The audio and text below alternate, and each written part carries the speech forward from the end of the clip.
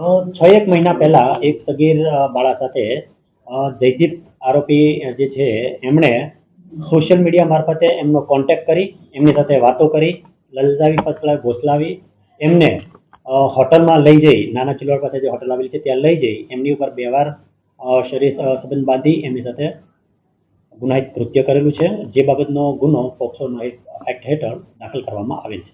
સગીરાની ઉંમર 18 કરતાં ઓછી છે અને બનાવ 6 એક મહિના પહેલાથી બનવાનું ચાલુ થયો હતો.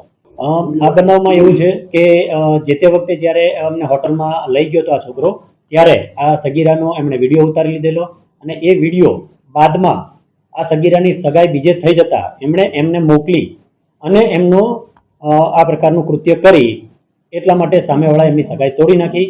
પછી ત્યારબાદ આ લોકો અહીંયા ફરિયાદ કરવા આવેલ છે, ત્યારે બહાર પડ્યું આ બધું. ના, આ એના સિવાય બીજી કોઈ હજી હકીકત આવેલ નથી, જે તપાસ દરમિયાન અમે બીજી લઈશું. આરોપીનું નામ છે જયદીપ રબારી કરીને છે અને ઉંમર એની 21 વર્ષ છે અને ડ્રાઇવિંગ ધંધો કરે છે. હજી સુધી કંઈ જાણવા મળેલ નથી, પણ મેં આગળ તપાસમાં જે અમને મળી આવશે તો મેં ગોતી કાઢીશ.